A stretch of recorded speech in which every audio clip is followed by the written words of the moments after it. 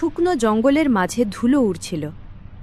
একটা ভাঙা গাছের গুড়ির নিচে আটকে পড়েছিল ছোট্ট হরিণটা।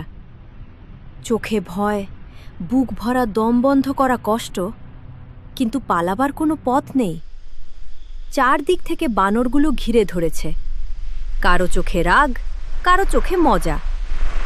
ওদের জন্য এটা শুধু একটা খেলা, কিন্তু হরিণটার জন্য এটা জীবন মরণের মুহূর্ত। হরিণটা চিৎকার করছিল, আমি কারো ক্ষতি করিনি, শুধু বাঁচতে চেয়েছি। কিন্তু জঙ্গলে সব সময় দুর্বলদের কথা শোনা হয় না, শক্তিই এখানে নিয়ম বানায়। হঠাৎ গাছের মাথায় বসে থাকা এক বুড়ো বানর থেমে গেল।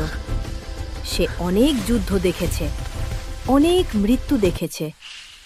তার চোখে আজ অদ্ভুত একটা প্রশ্ন, শক্তি কি শুধু আঘাত করার জন্য? সে নিচে নামল। এক মুহূর্তের জন্য জঙ্গলটা নিস্তব্ধ।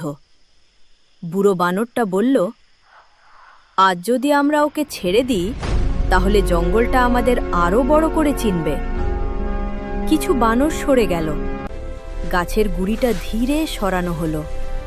হরিণটা উঠে দাঁড়ালো, ভয়ে কাঁপছিল, তবু চোখে কৃতজ্ঞতার জল। পালানোর আগে সে একবার পিছনে তাকালো, যেন বলল, আজ আমি বাঁচলাম, কারণ কেউ শক্তির চেয়ে হৃদয়কে বড় করল। জঙ্গল আবার আগের মতো রুক্ষ হয়ে গেল, কিন্তু ওই এক মুহূর্তে জঙ্গলের বুকেও একটু মানবিকতা জন্ম নিয়েছিল।